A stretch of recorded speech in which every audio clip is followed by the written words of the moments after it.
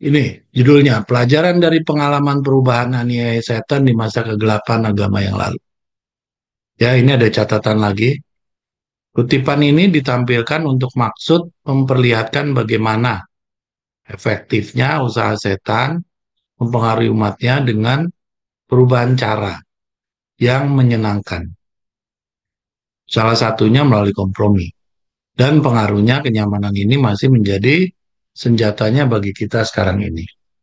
Ya, di sini catatannya ini menarik. Kenapa? Karena di waktu yang sekarang sudah singkat, setan tidak lagi menggunakan cara-cara yang keras, tapi lewat cara-cara yang kompromi. Yang tadi disampaikan oleh Saudara Rain, ya kadang-kadang cara-cara yang kompromi itu, salah satunya memang yang membuat kita gampang jatuh adalah kecukupan, kekayaan. Jadi kekayaan itu harus hati-hati kita menyikapinya. Jadi jangan terlalu bercita-cita yang sampai kita sudah melupakan tujuan kita yang utama. Nah, bagaimana tuh yang namanya kompromi dan kenyamanan itu? Mari kita baca. Bab 2 kemenangan akhir, penganiayaan pada abad-abad permulaan. Ya, kita tahu ya penganiayaan pada abad-abad permulaan, ribuan orang dipenjarakan dan dibunuh. Tetapi yang lain muncul menggantikan tempat mereka, dan mereka yang telah mati syahid. Oleh karena iman mereka yang teguh pada Kristus, telah diperhitungkan Tuhan sebagai pemenang. Mereka telah melakukan perjuangan dengan baik, dan mereka akan menerima mahkota kemuliaan bila mana Kristus datang kembali. Penderitaan yang mereka tanggung telah membuat orang-orang Kristen semakin dekat kepada satu sama lain dan kepada penebus mereka. Teladan kehidupan mereka dan sikap mereka menghadapi kematian telah menjadi kesaksian abadi bagi kebenaran. Dan tanpa diharapkan, pengikut-pengikut setan meninggalkan tugasnya dan menggabungkan diri di bawah panji-panji Kristus. Oleh sebab itu, setan menetapkan rencananya untuk berperang lebih keras dan lebih berhasil melawan pemerintahan Allah dengan cara menancapkan panji-panjinya di dalam jemaat Kristen. Jikalau para pengikut Kristen dapat ditipu dan dituntun untuk melawan Allah, maka kekuatan, ketahanan, dan keteguhan mereka akan dapat dihancurkan. Dan mereka akan jatuh menjadi mangsa yang tidak berdaya. Sekarang musuh besar ini berusaha memenangkan dengan tipu daya licik apa yang tidak dimenangkan dengan kekerasan. Penganiayaan dihentikan dan digantikan dengan daya tarik kekayaan duniawi yang berbahaya dan kehormatan duniawi. Ya, jadi kalau di sini dijelaskan di atas, zaman dulu tuh setan betul-betul melakukan yang namanya kekejian, ditangkapin segala macam ya, seperti yang tadi kita udah baca di atas. Tetapi sekarang karena waktunya sudah pendek, ya setan sudah menggunakan trik yang berbeda, tidak lagi menggunakan kekerasan, tapi membujuk, ya merayu, ya dengan daya tarik kekayaan duniawi dan kehormatan duniawi. Ya biasanya kehormatan duniawi itu adalah posisi, jabatan. Ya biasanya manusia kalau misalnya kayak di Indonesia dipanggil presiden lalu dijadikan komite-komite apa segala macam gitu, wah itu udah sebagai manusia kita merasa tersanjung. Ya demikian pula yang lainnya yang kekayaan. Ya di sini dua inilah sekarang setan melakukannya. Sehingga kita hari ini membawa topik ini buat menjadi renungan buat kita. Para pemuja berhala telah dituntun untuk menerima sebagian iman Kristen. Sementara mereka menolak kebenaran-kebenaran penting lainnya. Mereka mengaku menerima Yesus sebagai anak Allah dan percaya kepada kematian dan kebangkitannya. Tetapi mereka tidak punya pendirian mengenai dosa dan tidak merasa perlunya pertobatan atau perubahan hati. Oleh karena pihak mereka telah memberi kelonggaran, maka mereka mengusulkan agar orang-orang Kristen juga memberi kelonggaran, agar supaya semuanya boleh bersatu dalam landasan iman dan Kristus. Bahwa sekarang jemaat berada dalam bahaya yang sangat menakutkan. Penjara, penyiksaan, api, dan pedang adalah lebih membawa berkat dibandingkan dengan ini. Ya, jadi kalau Dulu penjara, penyiksaan, api dan pedang itu kayaknya melihatnya aja sudah mengerikan gitu ya. Sekarang tidak lagi dilakukan seperti ini. Tapi ya itu seperti yang di atas tadi, yaitu kekayaan dan kehormatan. Sebagian orang Kristen berdiri teguh dan menyatakan mereka tidak mau berkompromi. Sebagian yang lain setuju menyerah atau memodifikasi sebagai bentuk kepercayaan mereka. Nah, di sini di hurufnya dihitamkan, sebagian ada yang menyerah atau memodifikasi. Ini memodifikasi juga berbahaya. Ya, jadi hati-hati. Dan sebagian yang lain setuju menyerah dan memodifikasi sebagai bentuk kepercayaan mereka dan bersatu dengan mereka yang telah menerima sebagai sebagian kekristenan itu dan mengatakan bahwa ini adalah bentuk pertobatan mereka sepenuhnya. Ini adalah masa kesukaran dan penderitaan yang dalam bagi pengikut-pengikut setia Kristus. Ya, jadi yang tadi kekayaan dan kehormatan itu di sini disebutkan itu adalah masa kesukaran dan penderitaan yang dalam bagi pengikut-pengikut setia Kristus. Ya, kenapa disebutnya masa kesukaran dan penderitaan? Ya tadi ancamannya. Ya, ancamannya kita menjadi sombong, ya lalu lebih percaya diri sehingga dimungkinkan kita akan jatuh dalam pencobaan. Jadi maknanya dua tadi, kemakmuran ya dan kekayaan dan kehormatan, ya itu belum tahu kan di antara kita bisa saja salah satu di antara saudara dan saya kena godaan atau pencobaan seperti itu. Tadi kalau Bung Romel kan dihubungi sama kelompok sebelah, ya. Lalu Bung Romel kira-kira pas diajarin masuk nggak sana gitu kan? Kalau saya nggak pernah tuh sama kelompok sana dihubungin, mereka udah segen duluan sama saya. Tapi bisa jadi saya jatuh dalam dosa yang seperti tadi ditulis, kehormatan atau kekayaan. Ya, justru ayat-ayat ini kita harus pelajari dengan seksama karena godaan dan pencobaan bagi kita semua itu adalah berbeda. Berbeda dalam bentuk dan berbeda dalam keadaannya. Jadi mungkin ada orang yang dia digoda dengan doktrin, ada orang yang digoda dengan kehormatan, ada orang yang digoda dengan penyakit, ada orang yang digoda dengan kekayaan.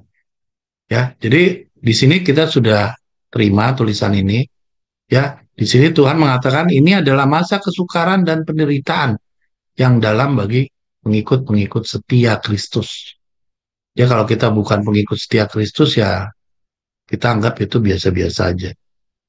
Dengan jubah kekristenan yang pura-pura, ya bahkan disebutkan nih, dengan jubah kekristenan yang pura-pura, setan membuat dirinya disenangi oleh jemaat untuk merusak iman mereka dan mengalihkan pikiran mereka dari firman kebenaran. Kebanyakan orang Kristen pada akhirnya setuju menurunkan standar mereka, sehingga terbentuklah satu persekutuan antara kekristenan dan kekafiran. Ya, ini juga hati-hati karena ini hurufnya ditebalkan, jangan sampai ya kita menurunkan standar kita. Artinya yang ini boleh, yang harusnya ini tidak boleh, ini bolehlah kita ambil dalam versinya kita. Ya, ini juga jadi renungan buat diri saya. Karena renungan buat diri saya untuk kecukupan tadi itu saya punya pandangan tersendiri. Maka tulisan ini menjadi pergumulan buat saya. Sehingga jangan sampai saya masuk atau saudara-saudara yang masuk, kebanyakan orang Kristen pada akhirnya setuju, yaitu apa? Menurunkan standar mereka. Jadi standarnya saya turunkan, sehingga terbentuklah persekutuan antara Kristenan dan kekafiran disebutkan di dalam tulisan ini. Meskipun mereka yang berbakti kepada dewa-dewa mengaku bertobat dan dipersatukan dengan gereja, mereka masih terus bergantung kepada penyembahan berhalanya. Hanya mengganti objek peribadatan mereka kepada patung Yesus, bahkan patung-patung Maria dan orang-orang kudus lainnya. Dengan demikian, bau busuk ragi penyembahan berhala dibawa masuk ke dalam gereja yang dilanjutkan dengan pekerjaan-pekerjaan jahatnya.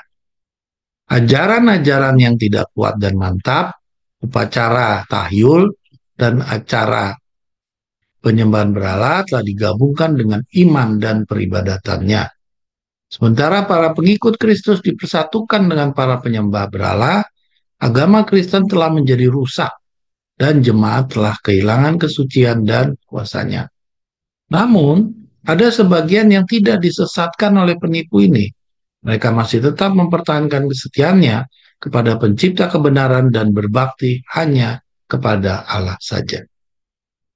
Akan selalu ada dua kelompok orang-orang yang menyatakan dirinya pengikut-pengikut Kristus. Sementara kelompok yang satu mempelajari kehidupan juru selamat dan dengan sungguh-sungguh memperbaiki kekurangan mereka serta menyesuaikan diri dengan teladan mereka. Kelompok yang lain menghindari kebenaran yang praktis dan mudah dimengerti yang mengungkapkan kesalahan mereka. Ya, ini di hurufnya ditebalkan. Ya, kita sudah sama-sama memahami.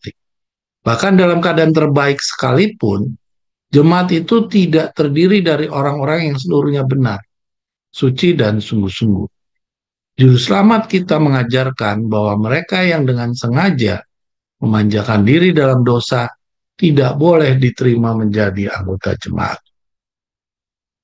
Namun ia menghubungkan pada dirinya orang-orang yang bertabiat buruk dan memberikan kepada mereka manfaat, pengajaran dan teladannya, agar mereka boleh mempunyai kesempatan melihat kesalahan-kesalahan mereka dan memperbaiki kesalahan-kesalahan tersebut. Di antara ke-12 rasul terdapat seorang pengkhianat. Yudas diterima bukan karena cacat tabiatnya, tapi ia diterima meskipun tabiatnya demikian. Ia telah dihubungkan dengan murid-murid itu agar melalui pengajaran dan teladan Kristus, mudah-mudahan ia boleh belajar apa itu tabiat Kristiani. Dan dengan demikian dituntun untuk melihat kesalahannya, untuk bertobat, dan oleh rahmat ilahi, menyucikan jiwanya dalam menuruti kebenaran. Tetapi Yudas tidak berjalan dalam terang yang dengan kemurahan diizinkan bersinar kepadanya. Oleh memanjakan diri dalam dosa, ia mengundang godaan setan. Tabiat buruknya menjadi sangat menonjol. Ia menyerahkan pikiran ke bawah pengendalian kuasa kegelapan. Ia menjadi marah bila mana kesalahannya ditegur. Dan dengan demikian, ia telah dituntun melakukan kejahatan mengerikan, mengkhianati Tuhannya. Demikianlah semua orang yang menyukai kejahatan, sementara mengaku saleh, membenci mereka yang mengganggu, seperti Yudas yang membenci mereka yang mengganggu ketenangannya oleh menegur dosa-dosanya. Bila mana kesempatan diberikan kepada mereka seperti Yudas, mereka akan mengkhianati yang menegur mereka meskipun demi kebaikan mereka. Para rasul menemukan di dalam jemaat orang-orang yang mengaku saleh, sementara secara sembunyi-sembunyi menyukai kejahatan. Ananias dan Safira bertindak sebagai penipu, berpura-pura mengorbankan seluruh uangnya kepada Allah. Pada waktu dengan tamaknya, mereka menahan sebagian untuk mereka sendiri. Roh kebenaran menyatakan pada para rasul, tabiat sebenarnya orang berpura-pura ini, dan pengadilan Allah membebaskan jemaat dari titik yang menodai kesuciannya. Tanda tindakan Roh Kristus dalam jemaat merupakan suatu teror kepada orang-orang munafik dan pelaku kejahatan. Mereka tidak tahan lama berhubungan dengan orang-orang yang senantiasa jadi wakil-wakil Kristus dalam tabiat dan watak. Dan sementara cobaan dan penganiayaan datang ke atas pengikut-pengikutnya, hanya mereka yang rela menyangkal semuanya demi kebenaran saja yang menjadi murid-muridnya. Jadi selama penganiayaan berlanjut, jemaat itu terbukti tetap suci. Tetapi sesudah berhenti, orang-orang yang bertobat yang kurang sungguh-sungguh dan kurang pengabdian semakin bertambah. Dan terbukalah jalan bagi setan untuk menjejakkan kakinya.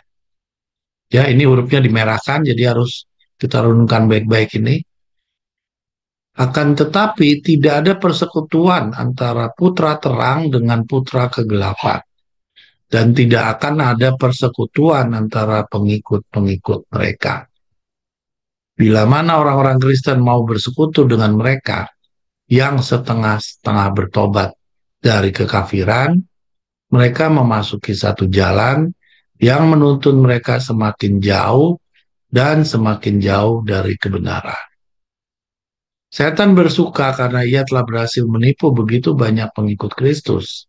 Ia kemudian mengerahkan lebih banyak kuasanya dalam usaha ini dan mengilhami mereka untuk menganiaya mereka yang tetap setia kepada Allah. Tidak ada yang paling mengerti cara menentang iman Kristen yang benar seperti mereka yang pada suatu waktu pernah mempertahankannya. Dan orang-orang Kristen yang murtad ini bergabung bersama-sama dengan teman-temannya yang setengah kafir, menunjukkan peperangan mereka menentang anjuran-anjuran Kristus yang paling penting. Dibutuhkan perjuangan keras dari mereka yang akan berdiri tetap setia dan tetap teguh melawan penipuan dan kebencian mereka yang menyamar dalam jubah pendeta yang diperkenalkan ke dalam jemaat. Ya, saya ulangi ya. Dibutuhkan perjuangan keras dari mereka yang akan berdiri tetap setia dan teguh melawan penipuan dan kebencian mereka yang menyamar dalam jubah pendeta yang diperkenalkan ke dalam jemaat. Ya, hati-hati ya dengan doktrin-doktrin pengajaran yang lain buat saudara-saudara sekalian. Alkitab tidak lagi diterima sebagai ukuran iman, doktrin kebebasan beragama dianggap sebagai suatu penyimpangan, dan mereka yang menjunjungnya dibenci serta diharamkan. Setelah melalui pertikaian panjang dan sengit, mereka yang setia dan sedikit memutuskan untuk menghilangkan semua persekutuan dengan gereja yang murtad, kalau gereja itu tetap menolak membebaskan dirinya dari kepalsuan dan penyembahan berhala. Mereka melihat bahwa pemisahan mutlak diperlukan jikalau mereka mau menuruti firman Allah. Mereka tidak berani bersikap toleransi terhadap kesalahan-kesalahan yang fatal bagi jiwa mereka sendiri dan memberikan contoh yang membahayakan iman anak-anak dan cucu-cucu mereka. Untuk menjamin perdamaian dan persatuan, mereka siap melakukan kelonggaran yang sesuai dengan kesetiaan pada Allah. Tetapi mereka merasa bahwa perdamaian sekalipun akan terlalu mahal jika harus dibeli dengan mengorbankan prinsip.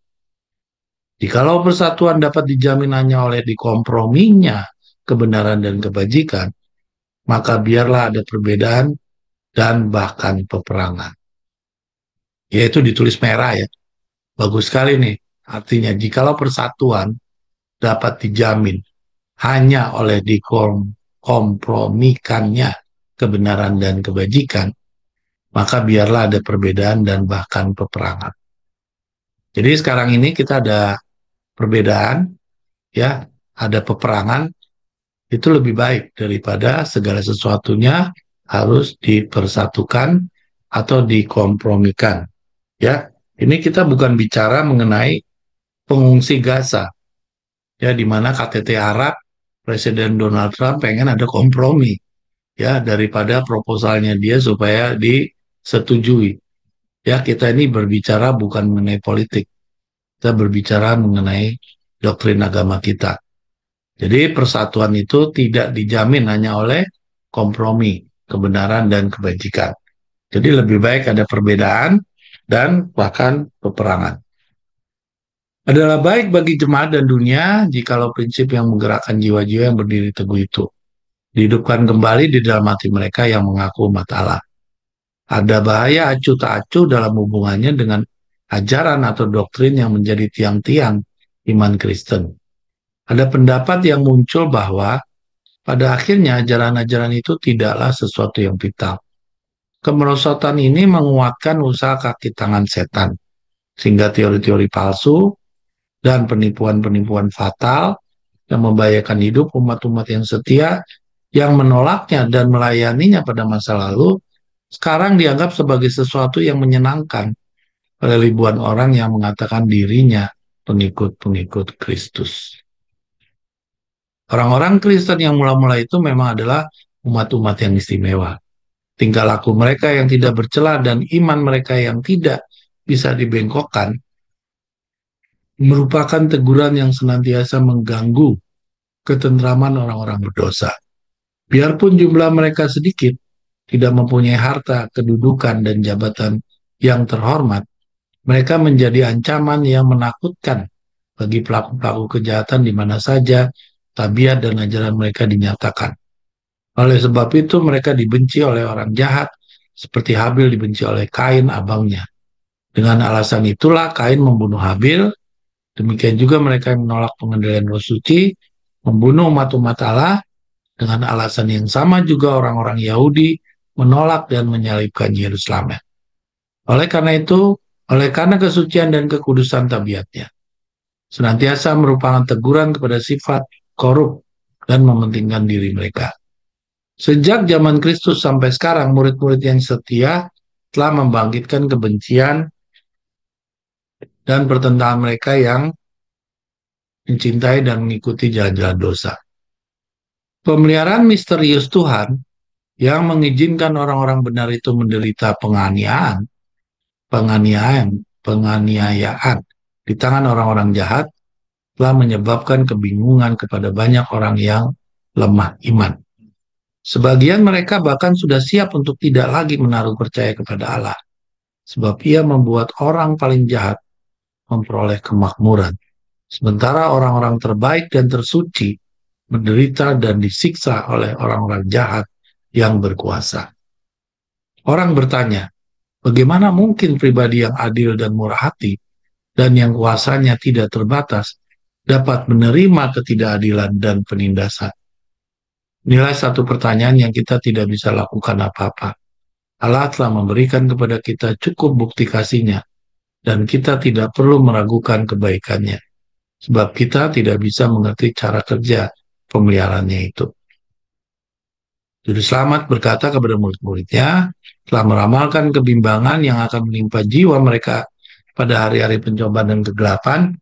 Ingatlah apa yang telah kukatakan kepadamu, seorang hamba tidaklah lebih tinggi dari tuannya. Kalau mereka telah menganiaya aku, mereka juga akan menganiaya kamu.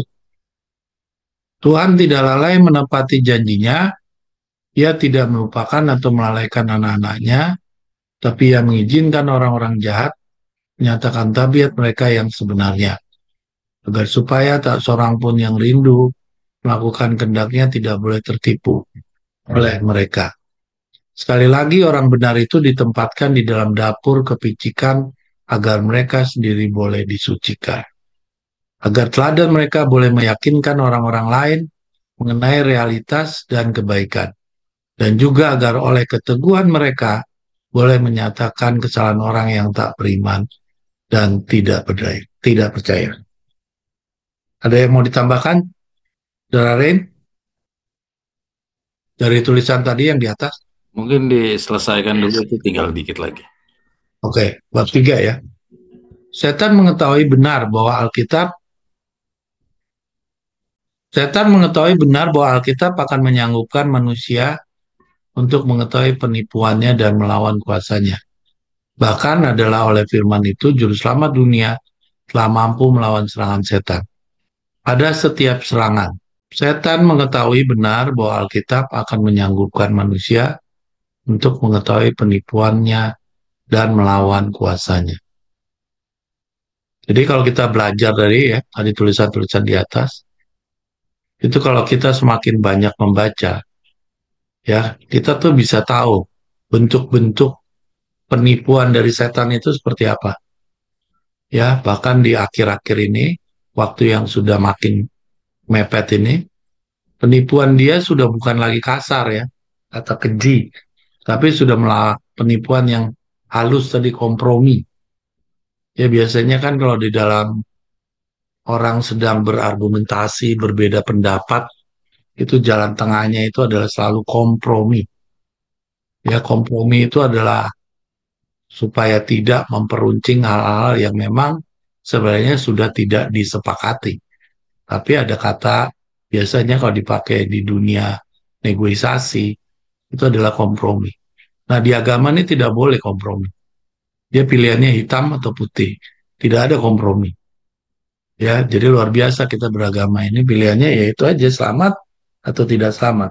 Tidak boleh kita menggunakan kerohanian lalu mencoba juga cara-cara yang setan kita pakai. Seperti itu ya. Nanti saya akan bahas secara keseluruhan ya, karena ini panjang ya. Tadi ada 6 lembar, ini tadi dibaca cukup panjang. Nanti kita coba bahas poin per poin yang titik-titik krusial yang perlu kita cermati ya. Sesuai judulnya dari pembelajaran ini, saya punya misi untuk menyampaikan kepada saudara, yaitu pelajaran dari pengalaman perubahan aniaya setan di masa kegelapan agama yang lalu. Jadi kita mengambil pelajaran dari pengalaman perubahan aniaya. Ya, saudara amati perubahan aniaya. Ya, kita harus ingat bahwa perubahan aniaya setan di masa kegelapan agama. Kita ingat masa kegelapan agama dari mulai tahun 538 sampai 1798, 1260 tahun. Nah, di dalam 1260 tahun itu setan menggunakan 2 metode dalam menganiaya umat Allah. Yaitu cara yang pertama dengan aniaya. Cara yang kedua dengan apa? Dengan semburan air naga. Dan apa yang kita baca di sini, ini kita fokuskan kepada cara metode yang kedua, yaitu dengan semburan air naga. Dan kita tahu semua, semburan air naga ini dimulai dari zaman kegelapan agama, dan dia akan lanjut terus sampai di masa kita sekarang. Jadi, maka itu pembelajaran ini layak sekali untuk kita cermati.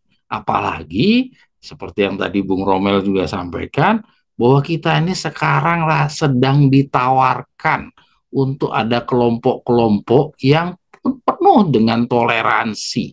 Dia mengajak ke kita semua untuk berkumpul menjadi satu tanpa memperhatikan ada perbedaan di antara kita. Jangan lupa bahwa itu adalah cara-cara yang dilakukan sebagaimana apa yang kita sedang amati di dalam pembelajaran ini. Nanti kita akan bahas setelah diselesaikan dibaca oleh saudara Victor. Silakan lanjut saudara Victor. Oke.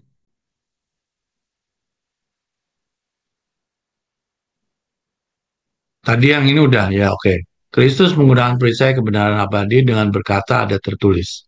Kepada setiap tawaran musuh, ia menghadapkan akal budi dan kuasa firman. Setan harus membuat manusia itu mengabaikan dan tidak mengerti Alkitab, agar ia dapat mempertahankan serangan-serangannya kepada manusia dan mendirikan kekuasaan kepausan yang direbut itu.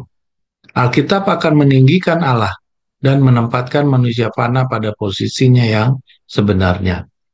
Oleh sebab itu, kebenarannya yang kudus harus ditutupi dan ditindas. Logika seperti itu telah dianut oleh gereja Roma. Selama bertahun-tahun, pengedaran Alkitab telah dilarang. Orang-orang dilarang membacanya dan mempunyainya di rumahnya. Dan para pastor yang tidak jujur dan keji serta pejabat, tar dulu,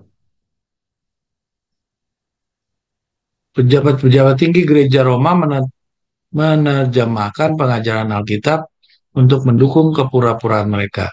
Dengan demikian, Paus menjadi seseorang yang secara universal diakui sebagai wakil Allah di dunia ini, yang diberi kuasa atas gereja dan negara. Dah, ada lagi?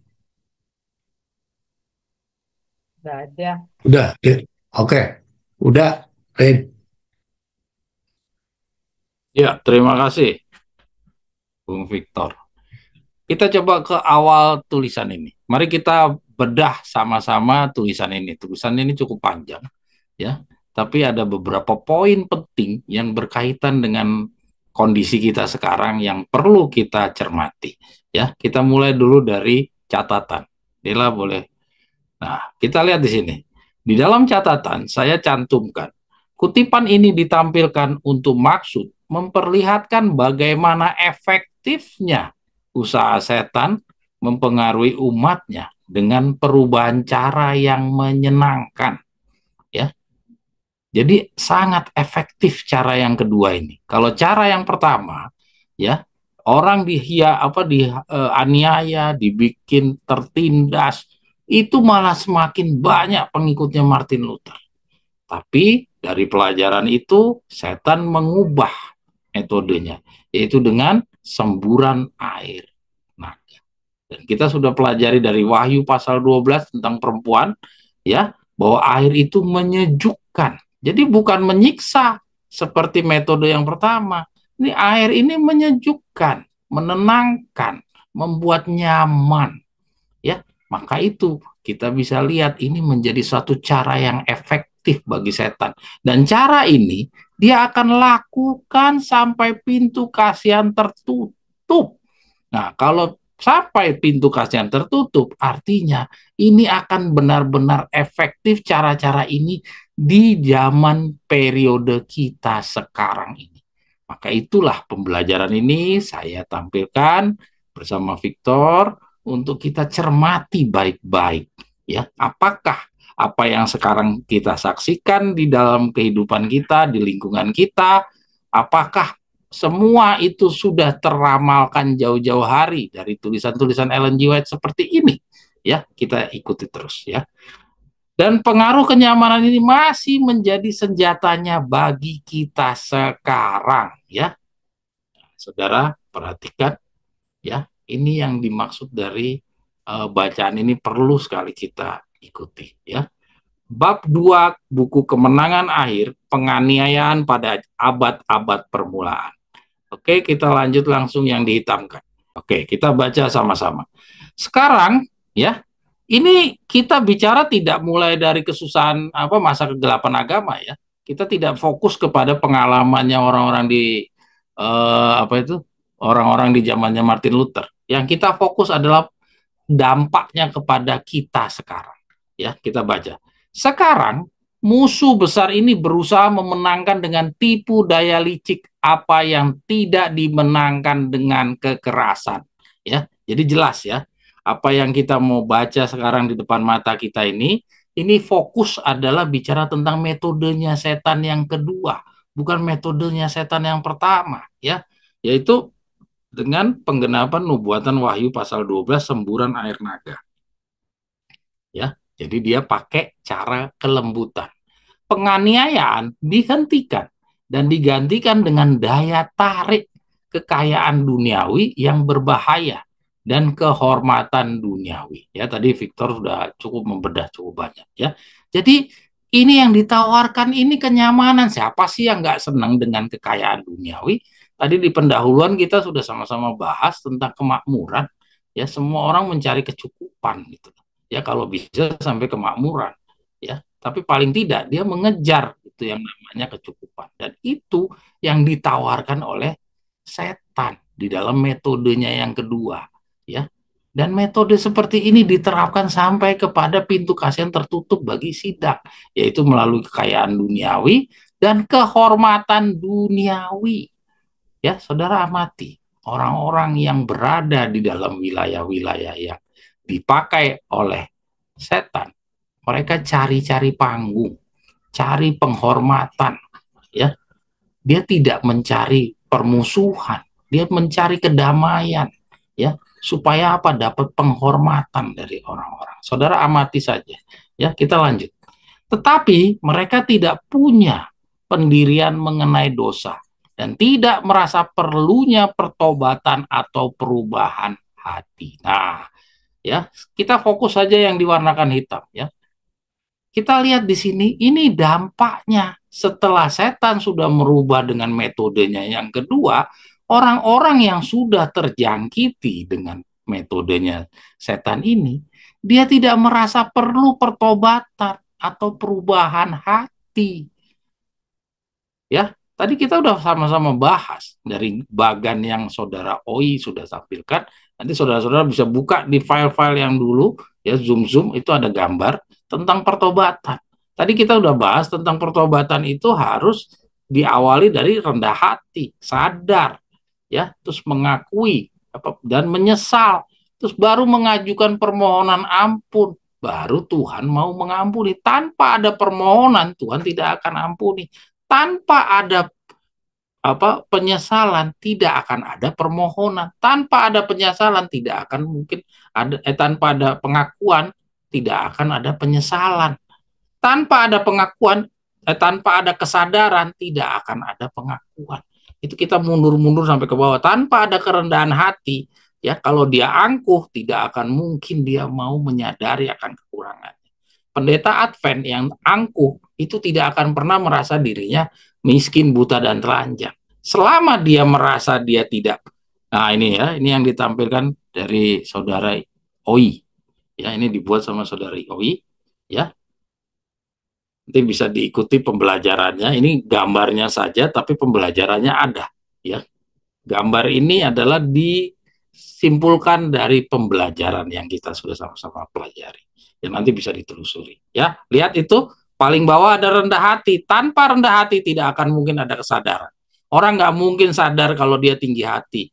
Mana ada orang sombong terus mau ngakuin kesalahan itu, mau sadar bahwa oh iya saya salah ya. Itu harga diri terlalu tinggi bagi orang-orang yang sombong itu.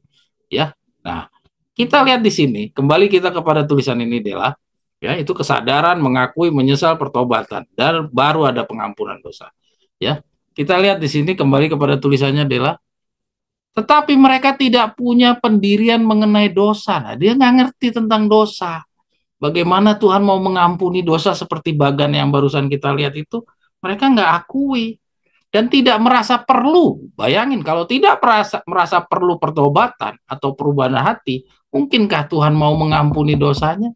Itu tidak mungkin. Inilah bahayanya metode setan yang kedua ini. Maka itu saya ajak saudara belajar ini karena ini sangat berbahaya. Ya, bagus tadi saudara Romel rendah hati, ya, tidak angkuh, tidak merasa diri, oh saya kuat, bagus tuh Bung Romel. Sekarang kita lanjut.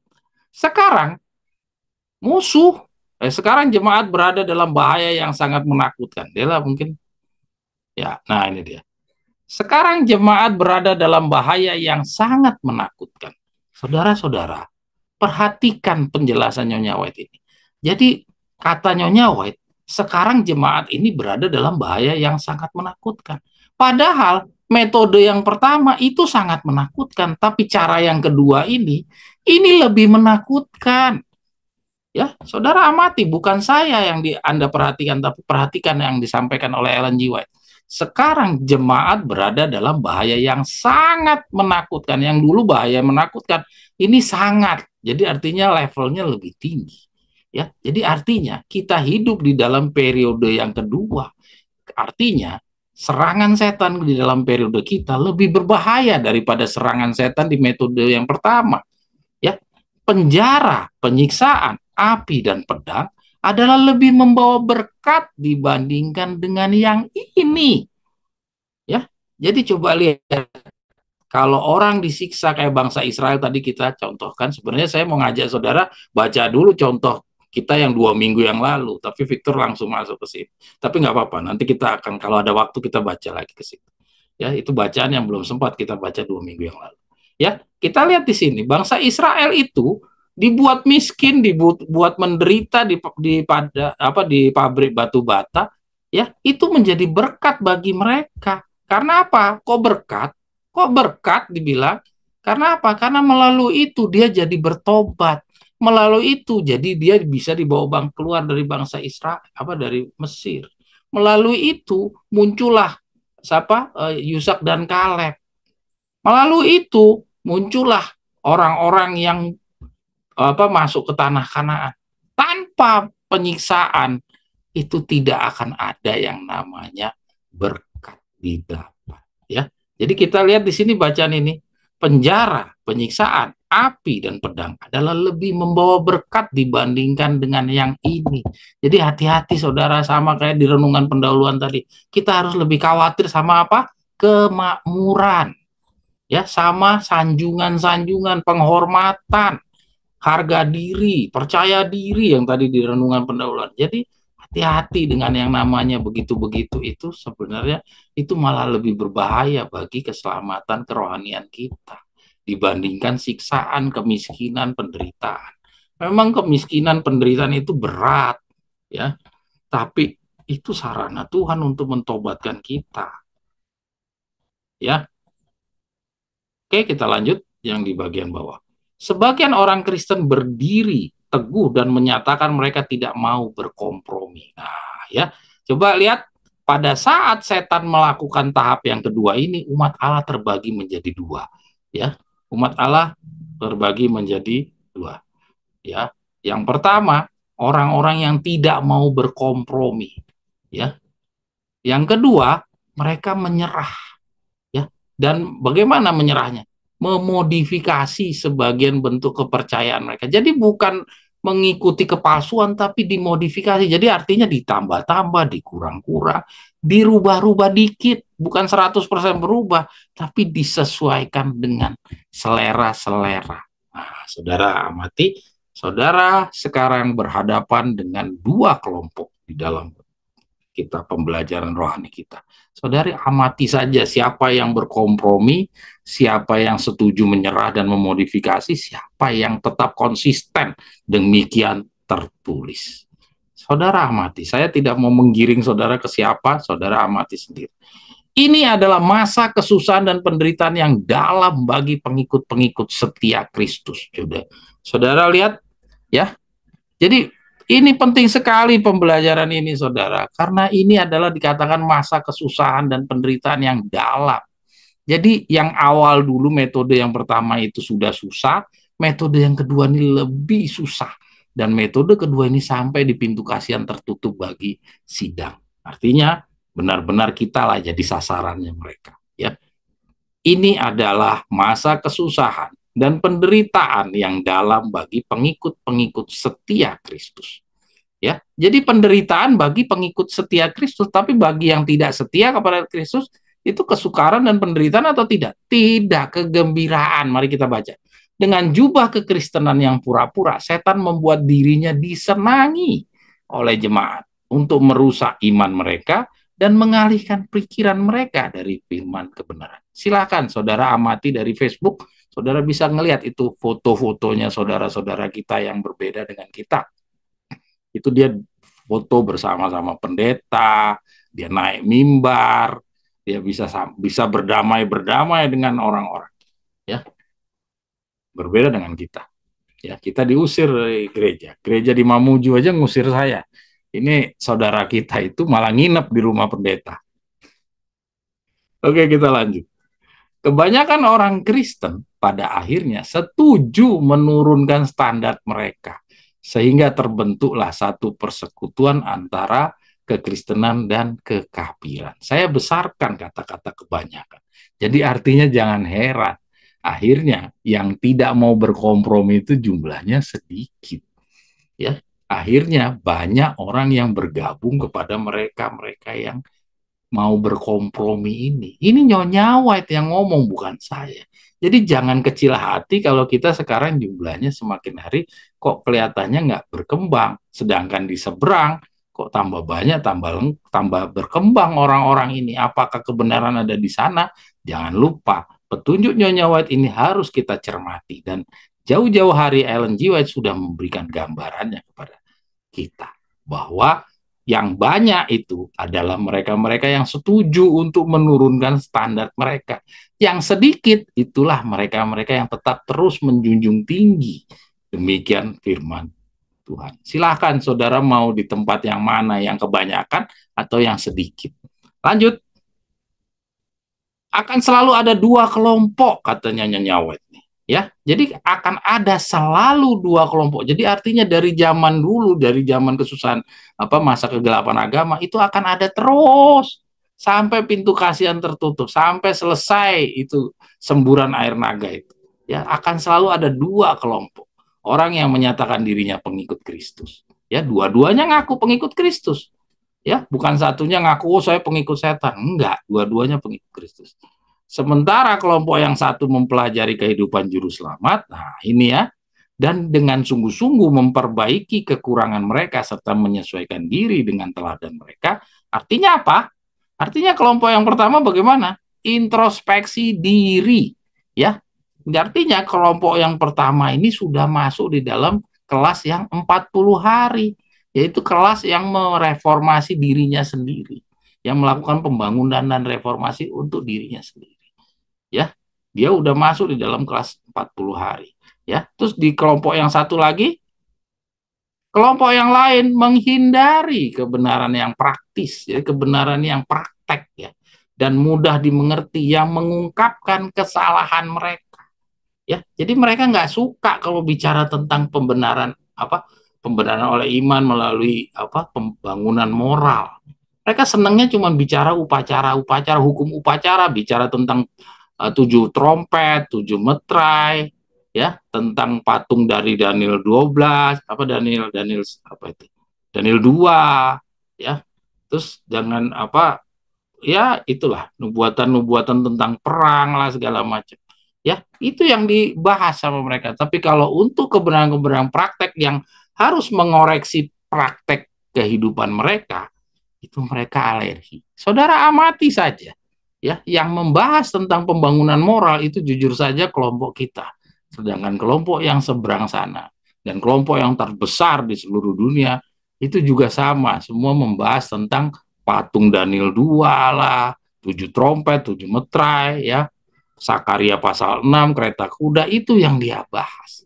Ya, walaupun itu tidak salah, tapi kita sudah harus lebih naik lagi tingkatannya, sudah masuk kepada bagaimana kita membentuk diri kita supaya kita serupa dengan Yesus. Karena keserupaan dengan Yesus itulah yang membuat kita layak, bukan pengetahuan kita tentang hukum-hukum upacara. Hukum-hukum upacara hanya untuk mengantarkan kita memasuki kelas yang baru, yaitu kelas pembangunan moral.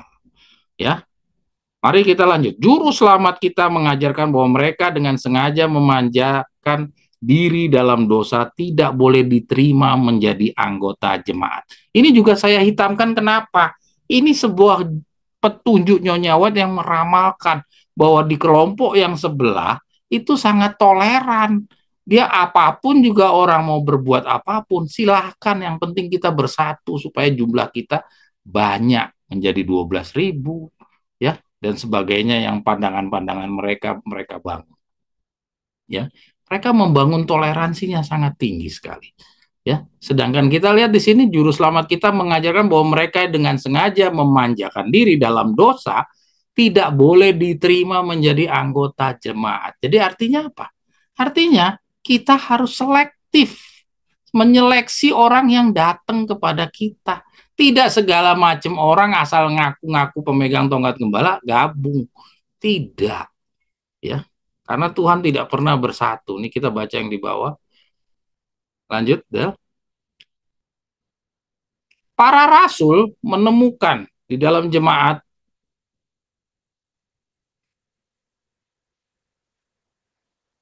ya, para rasul menemukan di dalam jemaat orang-orang yang mengaku saleh sementara secara sembunyi-sembunyi menyukai kejahatan. Ini Nyonya White kok mundur ke rasul-rasul padahal lagi cerita tentang kesusahan masa kegelapan agama, kok mundur ke rasul-rasul.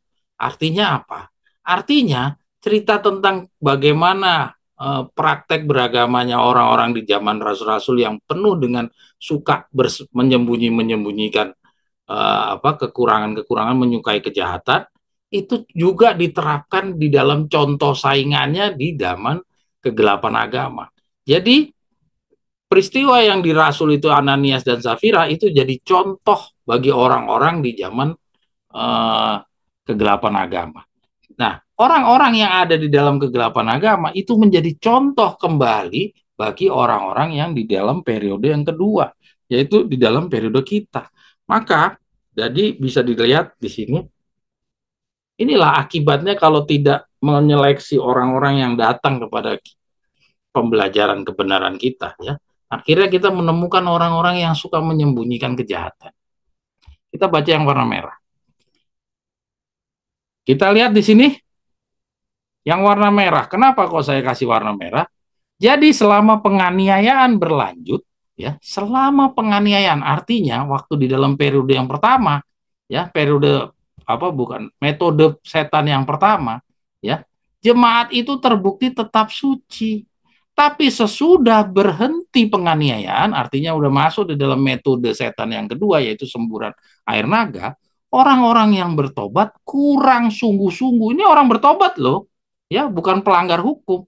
Ini orang-orang yang bertobat kurang sungguh-sungguh dan kurang pengabdian semakin bertambah. Jadi makin banyak orang-orang yang model begini ini, ya, yang setengah-setengah pertobatannya, dan terbukalah jalan bagi setan untuk menjejakkan kakinya. Ini bisa dilakukan hanya menggunakan metode yang kedua.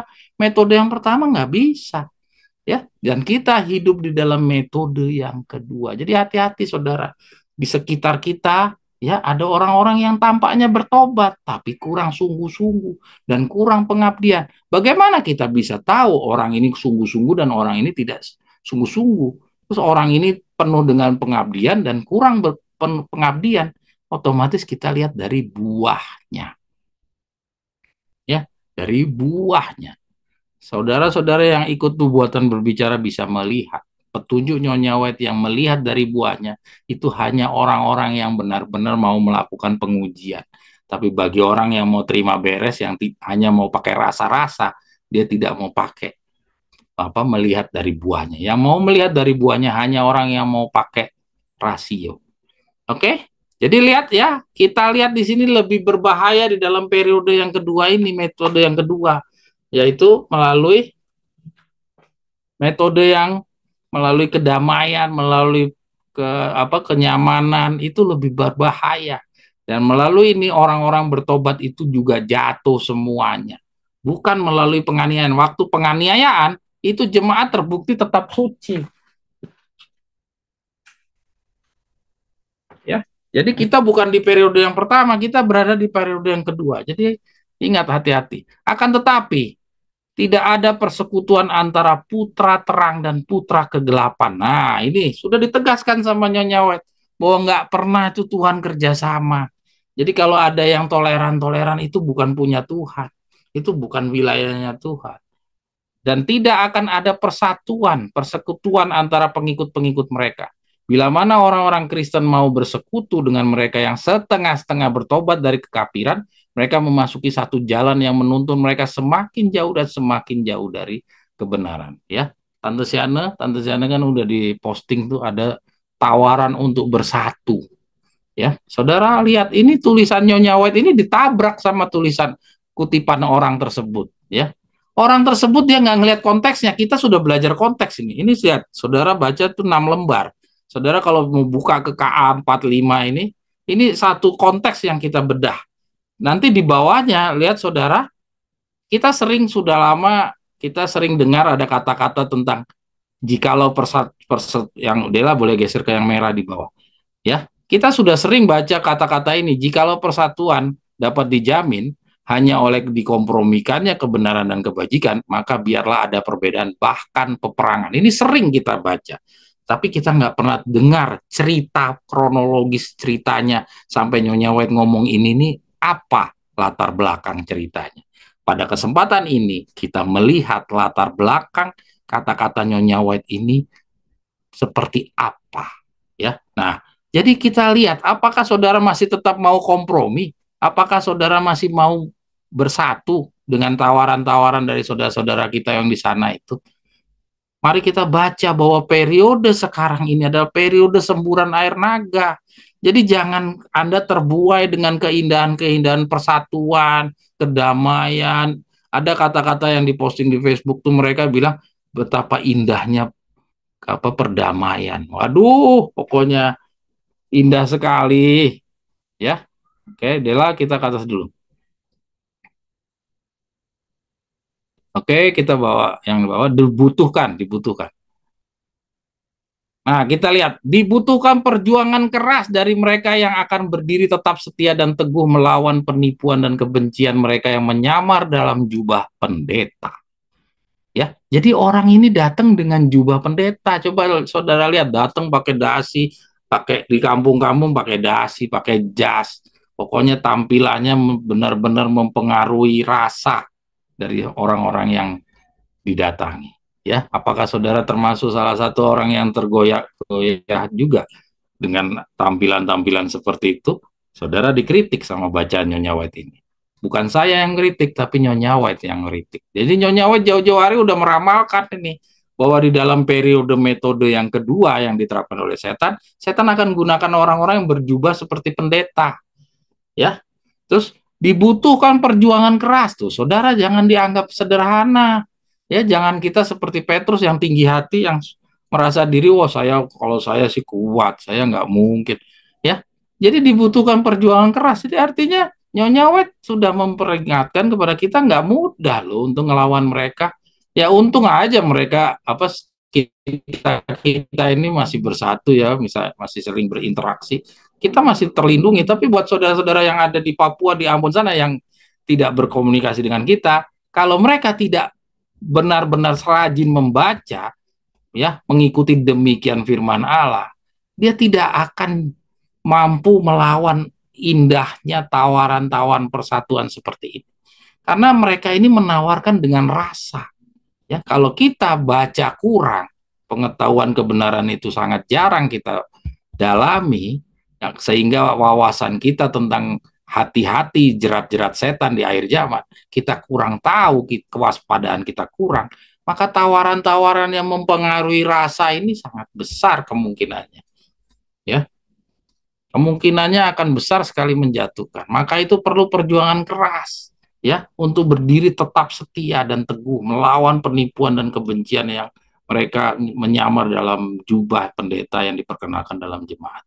Ya, tuh lihat, Alkitab tidak lagi diterima sebagai ukuran iman. Nah, ya, jadi artinya kebenaran tidak lagi dijadikan ukuran. Mereka pakai ukuran-ukuran mereka sendiri. Pokoknya menurut pandangan mereka enak, ya sudah. Ya, kalau baca Nyonya White bilang Alkitab, itu jangan bilang Alkitab. Ini Nyonya White Alkitab berikut dengan interpretasinya, artinya Ronoguan. Ya, mereka melihat bahwa pemisahan mutlak diperlukan. Nah, lihat tuh. Ya, setelah melalui pertikaian panjang dan sengit, mereka yang setia dan sedikit, tuh, yang setia dan sedikit memutuskan untuk menghilangkan semua persekutuan dengan gereja murtad. Kalau gereja itu tetap menolak membebaskan dirinya dari kepausan dan penyembahan berhala, mereka melihat bahwa pemisahan mutlak diperlukan jikalau mereka mau menuruti firman Allah. Jadi lihat, Roh Allah itu suruh berpisah, tapi teman-teman kita ngajak bersatu. Nah, roh yang mana yang memimpin mereka itu? Mereka tidak berani bersikap toleransi terhadap kesalahan-kesalahan yang fatal tuh bagi jiwa mereka sendiri dan memberikan contoh yang membahayakan iman anak-anak dan cucu mereka. Untuk menjamin perdamaian dan persatuan, mereka siap melakukan kelonggaran yang sesuai dengan kesetiaan kepada Allah. Tetapi mereka merasa bahwa perdamaian sekalipun akan terlalu mahal jika harus dibeli dengan mengorbankan prinsip. Kita harus seperti itu. Ya, ini bacaan Nyonya White ini memperingatkan kita harus seperti itu. Ya, kita baca yang merah. Jikalau persatuan dapat dijamin hanya oleh dikompromikannya kebenaran dan kebajikan, maka biarlah ada perbedaan dan bahkan peperangan. Saudara-saudara, bacaan ini memperingatkan kita semua. Pilihan ada di saudara. Apakah saudara mau bergabung dengan tawaran undangan persatuan tersebut? Itu keputusan ada di tangan saudara. Saya hanya coba menampilkan kepada saudara apa yang berlaku sampai pintu kasihan tertutup. Dan bacaan ini meramalkan jauh-jauh hari bagaimana kita harus bersikap. Adalah baik bagi jemaat dan dunia jikalau prinsip yang menggerakkan jiwa-jiwa yang berdiri teguh itu dihidupkan kembali di dalam hati mereka yang mengaku umat Allah. Tuh ya, harus dihidupkan kembali. Ya, harus dihidupkan kembali. Jadi artinya di zaman kita ini harus dihidupkan kembali tuh. Ada pendapat yang muncul. Nah, ini. Lihat ini. Pendapat yang kedua ini otomatis pendapat untuk orang mau bersatu, kompromi. Ada pendapat yang muncul bahwa pada akhirnya ajaran-ajaran itu tidaklah sesuatu yang vital. Tuh, coba lihat. Rusak tidak ini kalau agama dibuat begini? Enggak. Ya udah, kamu mau time setting atau kamu tidak mau time setting, nggak apa-apa. Ayo kita kumpul. Mau 144 ribu dan bersama-sama nggak masalah, ayo kita kumpul. Ya, kemerosotan ini menguatkan usaha kaki-kaki tangan setan, sehingga teori-teori palsu dan penipuan-penipuan fatal yang membahayakan hidup umat yang setia, yang menolaknya dan melayani pada masa lalu, sekarang dianggap sebagai sesuatu yang menyenangkan oleh ribuan orang yang mengatakan dirinya pengikut Kristus tuh. Ya, yang dulunya ditolak tuh ya, yang membahayakan umat Allah yang setia, yang menolak dan melayaninya pada masa lalu, sekarang dianggap sesuatu yang menyenangkan tuh. Jadi waktu dulu nih orang-orang ini juga penolak-penolak ajaran-ajaran yang begini. Tapi karena dia nggak mempertahankan untuk ketahanan imannya, dia nggak mengamati wawasannya tidak dikembangkan terus-menerus, kewaspadaannya menurun, maka tawaran untuk persatuan ini akhirnya berhasil ya, menjadi sesuatu yang menyenangkan bagi ribuan orang. Ini bacaan Nyonya White ya. Jadi pengalaman di masa lalu itu akan menjadi pengalaman kita di periode yang terakhir ini. Ya, sejak zaman Kristus dia lagi ya, sejak zaman Kristus sampai sekarang,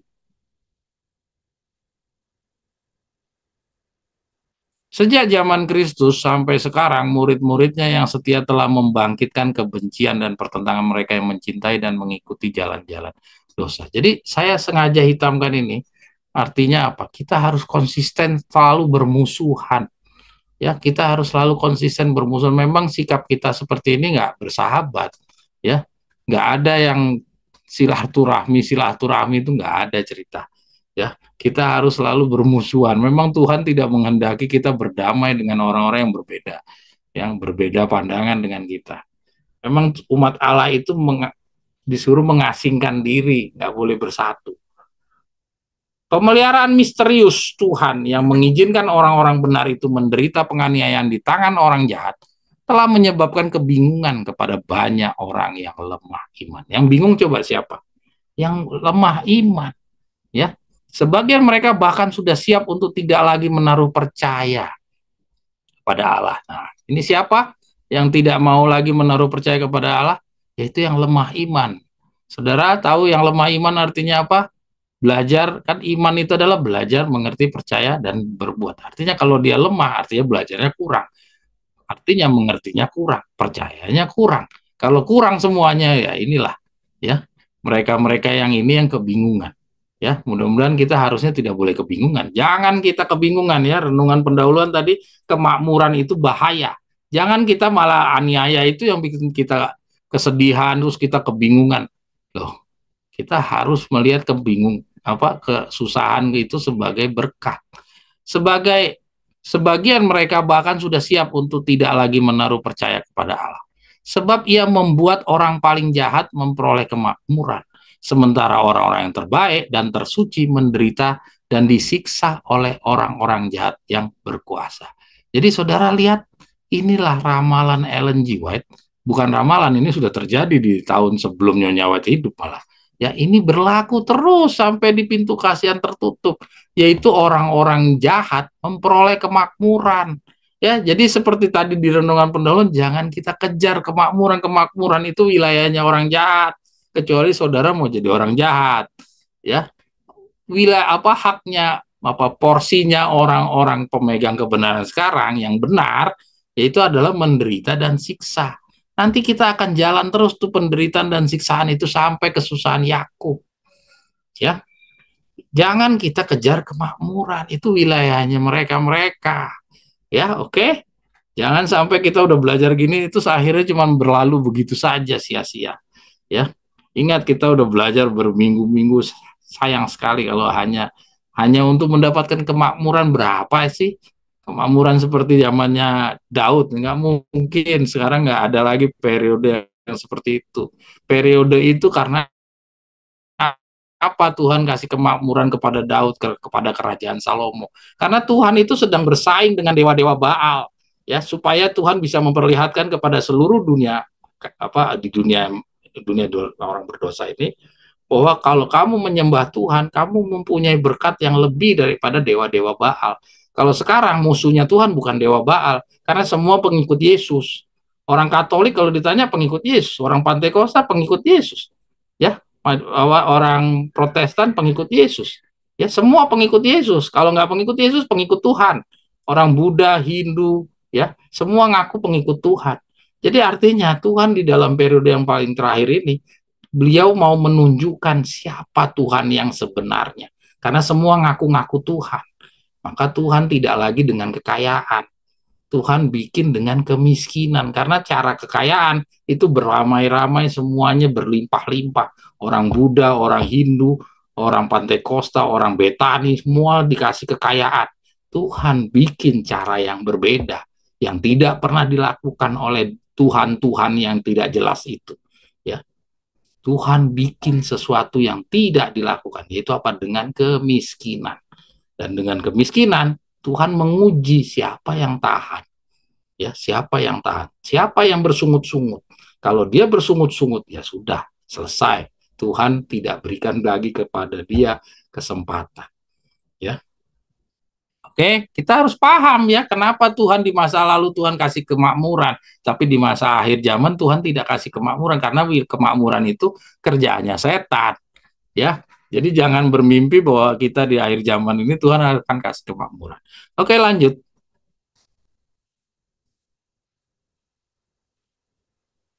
Oke, ya inilah satu pertanyaan yang tidak bisa lakukan apa-apa. Kita lakukan apa-apa, ya. Jadi itu wilayahnya Tuhan. Maksudnya tuh Tuhan kok kenapa kasih saya penderitaan sedemikian luar biasanya? Kita sudah tahu semua tadi bangsa Israel keluar dari Mesir harus dibikin penderitaan. Tapi apa iya sih Tuhan, masa sih saya segini menderita? Kan saya nggak bisa hidup. Kayak tadi Victor kan saya sampaikan kalau hidup tuh semakin susah bagaimana saya beragama. Nah itu ujiannya. Ya itu ujian ya Tuhan. Tuhan nggak mau kasih kita selamat tuh dengan happy happy, dengan gembira gembira. Nggak ada yang gembira gembira. Perjalanan umat Allah semua berat.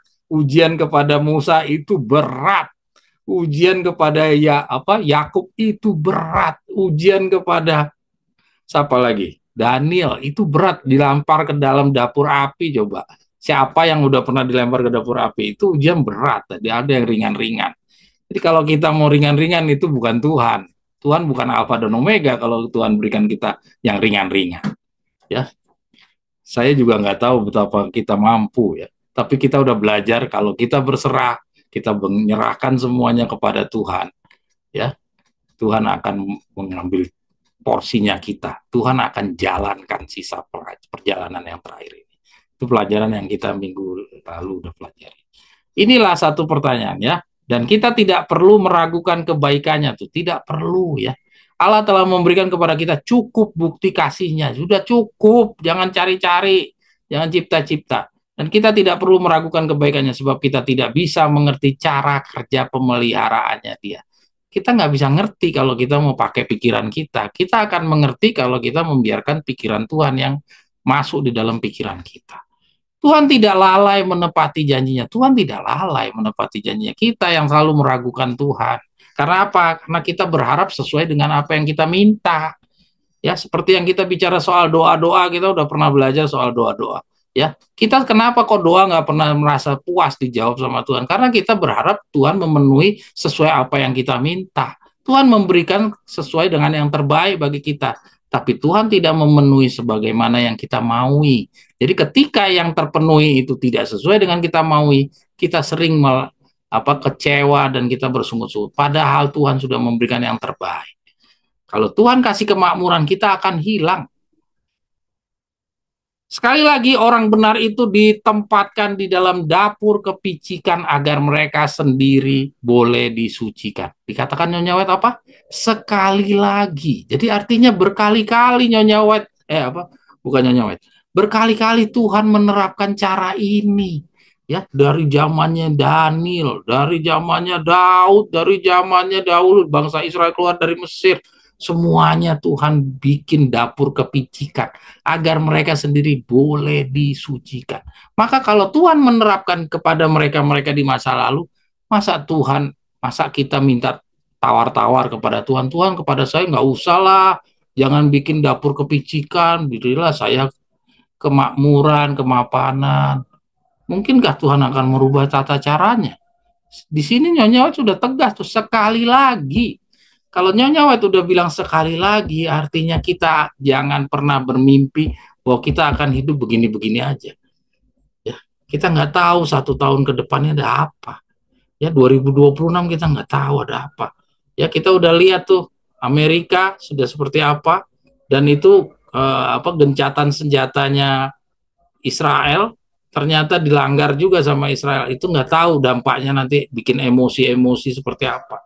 Ya, dampak dari semuanya kita tahu bahwa nanti akan ada konfederasi, dan konfederasi itu pemicunya adalah perang, dan konfederasi itu nanti akan menciptakan aniaya pada orang-orang yang tidak mau ikut berkonfederasi, dan kita adalah sasaran daripada itu. Ya, jadi artinya siap-siap. Kalau ada sasaran itu, otomatis ekonomi akan hancur. Kalau udah agak dampak-dampak dari peperangan, ekonomi dunia akan hancur. Kalau ekonomi dunia hancur, maka kita pun juga pasti terdampak dari ekonomi itu. Ya, maka tempat satu-satunya kita bergantung hanya kepada Tuhan. Kita nggak bisa bergantung kepada siapapun. Ya, sekarang kita boleh sombong, kita mungkin punya A, punya B, punya C, ya, tapi peristiwa nanti di depan kita nggak tahu. Kita udah belajar sampai dijarah-jarah segala macam. Kalau sudah sampai dijarah, kamu mau bergantung kepada siapa? Kalau bukan kepada Tuhan, ya. Nah, ini yang terakhir ya. Ini yang terakhir ini menunjukkan kepada kita bahwa kita harus di mana. Setan mengetahui benar bahwa Alkitab akan menyanggupkan manusia untuk mengetahui penipuannya dan melawan kuasanya. Jadi setan tahu kalau kebenaran itu membuat manusia itu jadi tahu tingkah lakunya setan, rencananya setan, apa yang dibuat oleh setan, terus dan juga caranya untuk melawan kekuasaannya itu bagaimana. Ya, itu bahayanya kalau Alkitab dikuasai. Ya, maka itu setan menghalang-halangi di bagian bawah tuh. Ya, Kristus menggunakan perisai kebenaran abadi dengan berkata ada tertulis. Ya, jadi karena kita mau menjadi pengikut Kristus, kita juga harus menerapkan demikian firman Tuhan. Jadi jelas nih, pengikut Kristus akan menerapkan demikian firman Tuhan, dan pengikut setan akan, kita baca, setan harus membuat manusia itu mengabaikan dan tidak mengerti Alkitab, agar ia dapat mempertahankan serangannya kepada manusia dan mendirikan kekuasaan kepausan yang direbut itu. Saudara, ini yang diterapkan setan di dalam metodenya yang kedua, yaitu di metode yang kita sekarang hidup, yaitu dengan gempuran air air naga, semburan air naga. Ya, jadi setan menggunakan cara ini membuat manusia itu mengabaikan dan tidak mengerti Alkitab. Jadi dibikinlah mereka gembira-gembira, ya mereka bersatulah, tidak mempermasalahkan perbedaan lah. Ya, itu sengaja dibuat supaya mengabaikan dan tidak mengerti Alkitab. Ya, kembali lagi sekali lagi, Alkitab yang Nyonya White bilang ini pasti dengan roh nubuatnya ya. Ellen G. White kalau bicara Alkitab itu pasti dengan roh nubuat.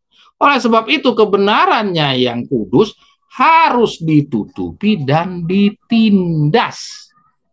Ya, lihat saudara, oleh sebab itu kebenarannya yang kudus harus ditutupi dan ditindas. Makanya ketika saya sampaikan 32 materi pembelajaran, kita diabaikan. Ya, diabaikan.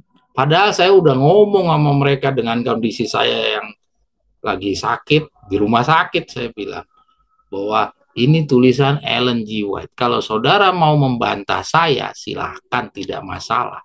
Tapi kalau itu kata-kata Ellen G. White, saudara bukan hanya melanggar Ellen G. White, tapi saudara sedang menolak juga kesempatan dari pihak atau penguasa yang memberikan firman kepada Ellen G. White untuk dituliskan bagi kita. Jadi tanpa saudara sadari, saudara sudah menolak roh Allah, ya, kekuasaan Allah yang saudara tolak.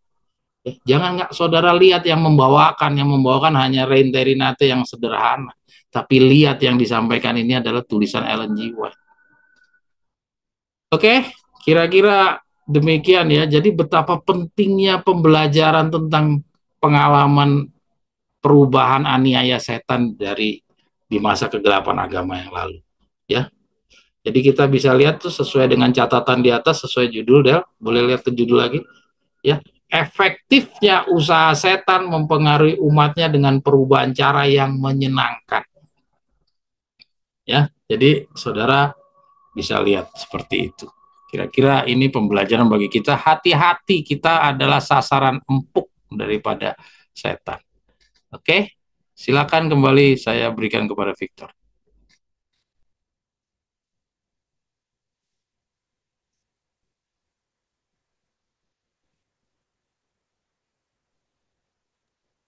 Ini udah waktunya, Cok. Oke, mungkin kita balik dulu, Dela, buka website yang 2 minggu yang lalu, Del. Biar kita 10 menit yang terakhir atau 15 menit yang terakhir kita coba ke situ. Ya. 2 minggu yang lalu kita sudah belajar tentang penderitaan dan kesusahan demi kebaikan. Ya. Nah, kita belum sempat baca contoh-contohnya ya kemarin itu. Jadi kita udah lihat penderitaan dan kesusahan itu demi kebaikan umat Allah. Ya. Nah, sekarang kita coba lihat dari contoh-contoh keuntungan atau keistimewaan, keberhasilan dan kenyamanan cenderung membuat terlena dan menjatuhkan umat Allah dari Tuhan. Ya. Ini menguatkan yang renungan pendahuluan kita tadi, yaitu kemakmuran itu lebih berbahaya. Ya. Kita coba lihat yang ketiga deh. Penderitaan dan kesusahan demi kebaikan. Ya, ambil langsung contohnya aja.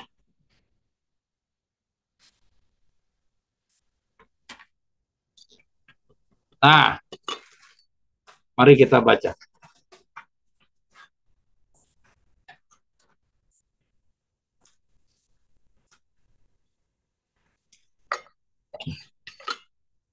Kepada suatu bangsa yang dalam hatinya hukumnya tertulis, kasih sayang Allah dipastikan. Mereka satu dengan dia, tetapi orang Yahudi telah memisahkan diri dari Allah. Karena dosa mereka menderita di bawah hukumnya. Inilah yang menyebabkan perhambaan mereka kepada bangsa kafir. Ya, oke, kita lanjut aja nih contoh bangsa kafir. Kita langsung baca yang warna hitam. Bukan oleh namanya, melainkan oleh buahnya nilai sesuatu pohon ditentukan. Ya, kita fokus ke apa yang dihitamkan. Jadi dalam bacaan ini dari contoh bangsa Israel kita kembali diingatkan dari buahnya, ya, bukan dari namanya. Kalau namanya orang Israel, ya, tapi dari buahnya. Oke? Kalau buahnya tidak berguna, maka namanya tidak dapat menyelamatkan pohon itu dari kebinasaan. Yohanes menegaskan kepada orang Yahudi bahwa kedudukan mereka di hadapan Allah harus ditentukan oleh tabiat serta kehidupan mereka. Pengakuan tidak berguna kalau kehidupan dan tabiat mereka tidak sesuai dengan hukum Allah. Mereka itu bukanlah umatnya. Ya, apa nih, Kerinduan Segala Zaman 1 halaman 98 titik paragraf yang keempat. Ya, jadi kita harus ingat bahwa dari buahnya ya, jadi pengakuan itu nggak ada artinya. Oke. Nah, yang selanjutnya berikutnya. Ini dari Amaran sekarang jilid 1. Walaupun Allah mengetahui bahwa jika apabila masanya makin dekat bagi kelepasan mereka, mereka terus-menerus hidup bagaikan raja-raja.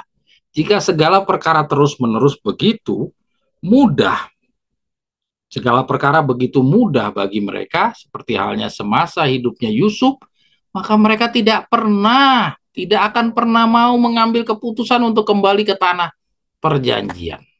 Saudara-saudara lihat. Jadi kalau kita hidupnya kayak gini-gini aja, kita mungkin nggak makmur, tapi hidup kita seperti sekarang. Bisakah kita akan kembali ke Tuhan? Tidak, saudara-saudara. Kita tidak mungkin mau meninggalkan apa yang kita sukai, kita sayangi. Saudara sudah baca semua yang kita dituntut kepada kita apa? Pembicaraan, senda gurau, ya, hal-hal yang kita sukai yang mengalihkan kita daripada Tuhan, itu harus ditinggalkan. Ya, semua orang punya segala sesuatu yang mengalihkan dia daripada Tuhan, yang dia perhatikan lebih daripada belajar kebenaran. Yang mereka boleh tunda-tunda belajar kebenaran karena dia lebih menyayangi sesuatu yang mereka sukai. Itu semua orang punya yang begitu. Kita lanjut. Sungguh pun demikian, untuk lebih memastikan bahwa mereka semuanya akan meninggalkan Mesir, Maka Tuhan membiarkan para majikan Mesir itu mencabuk punggung mereka, serta lebih memberati kerja mereka sewaktu Musa masih berada di negeri itu. Sama juga halnya cinta akan dunia harus juga dicambuk keluar dari kita jika kita akan memulai menuju ke tanah Eden kita. Ya, cinta akan dunia harus dicambuk. Artinya kita dihilangkan kecintaan kepada dunia, atau dengan kata lain kita akan dibuat semiskin orang-orang Israel dahulu. Bisa bayangkan, orang Israel itu diperbudak, mana mungkin dia bisa punya kekayaan, ya. Artinya kita mau dimiskinkan seperti itu. Supaya apa? Supaya kita sama seperti mereka, membutuhkan Tuhan. Selama mereka di dalam kenyamanan, mereka tidak membutuhkan Tuhan. Kemenangan besar atas Jericho, nah ini yang lain lagi ya, nih pengalaman dari Yusak.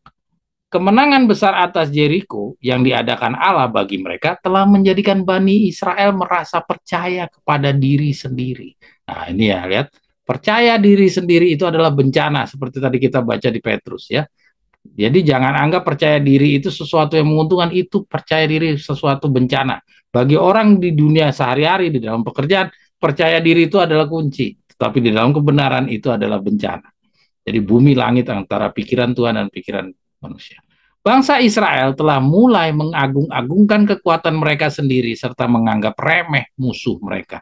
Jadi ketika mereka menang dari tembok Jericho, bangsa Israel ini jadi lupa daratan. Ya, ini bahayanya kemakmuran. Ya, mereka merasa bahwa kemenangan akan diperoleh dengan mudah dan mereka berpendapat 3.000 orang saja sudah cukup untuk merebut kota itu.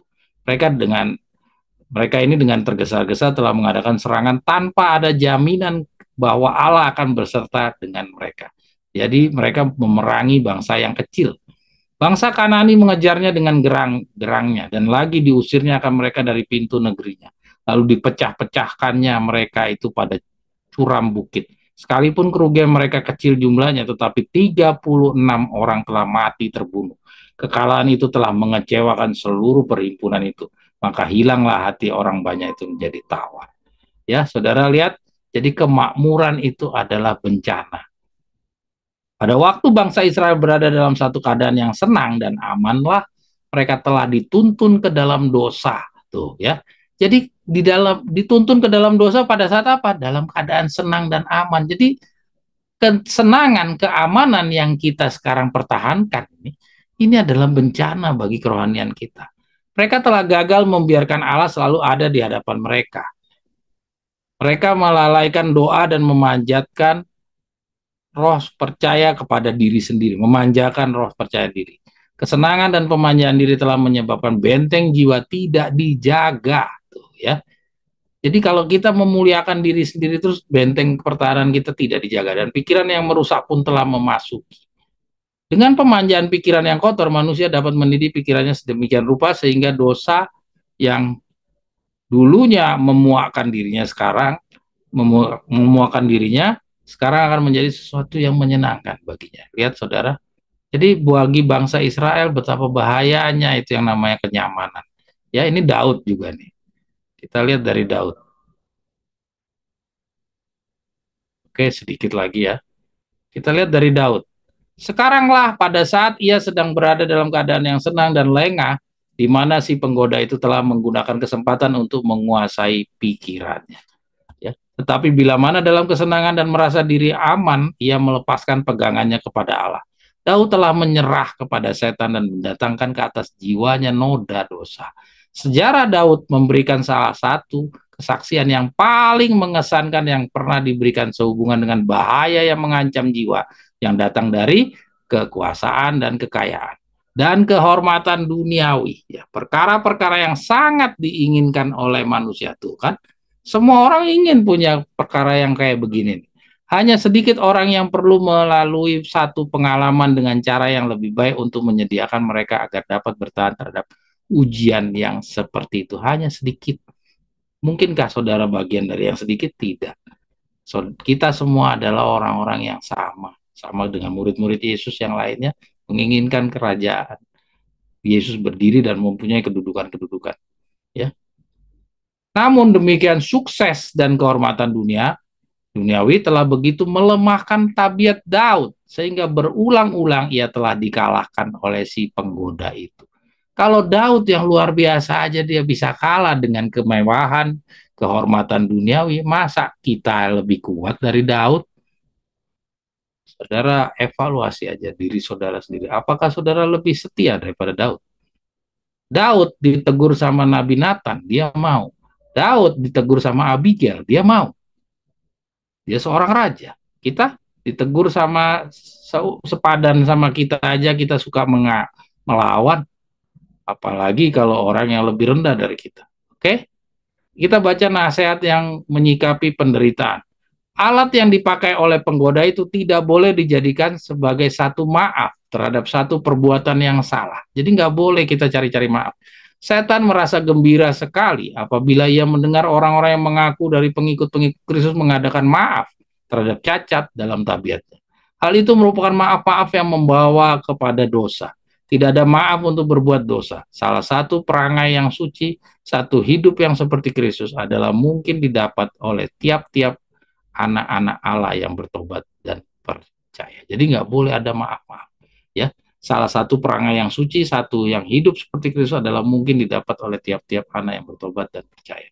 Pekerjaan Allah hendaknya jangan memakai peta dan ukuran manusia. Ya, jadi kembali lagi jangan nilai-nilai dengan ukuran-ukuran kita. Kita ini manusia berdosa. Ini bumi langit, bagaikan bumi dan langit. Jadi kita nggak bisa rencana-rencana Tuhan tuh, petunjuk-petunjuk Tuhan terus kita ukur-ukur dengan diri kita, itu nggak bisa. Kalau saya begini, kalau saya begini, kalau saya begini, itu bukan dirimu, tidak boleh dijadikan alat pelajaran.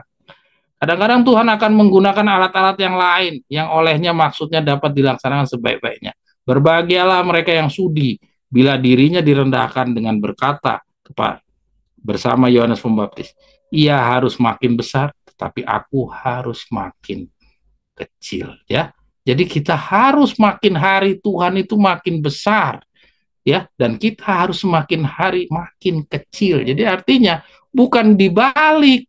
Ya, jangan kita bikin Tuhan itu semakin tidak berharga, tidak terlihat. Kita yang semakin menonjolkan diri, diagung-agungkan oleh orang banyak. Itu kebalik, ya. Jadi kita harus dibalik seperti Yohanes Pembaptis. Ia harus makin besar. Jadi Tuhan harus makin besar, semakin termuliakan. Tapi kita harus semakin kecil, semakin tidak terlihat. Oke, kira-kira demikian pembelajaran kita. Terima kasih. Saya kembalikan kepada Saudara Victor. Oke, saudara-saudara sekalian, ya begitu jelas tadi apa yang disampaikan pada kita semua. Marilah kita berusaha sekuat-kuatnya apabila yang tadi disampaikan oleh doktrin kita, kalau terjadi yang tadi apa namanya tadi konfederasi, ya itu marilah kita serahkan nanti apa yang terjadi, kita serahkan diri kita kepada Tuhan. Mari kita siapkan diri kita untuk menghadapi minggu bekerja kita. Ya, kita selalu ingat kerendahan hati dan berusaha membuang ya semua karakter-karakter kita yang tadinya kita anggap biasa. Kita belajar untuk merubah sedikit demi sedikit. Baik, saudara-saudara sekalian, mari kita tutup sahabat sore ini dengan berdoa.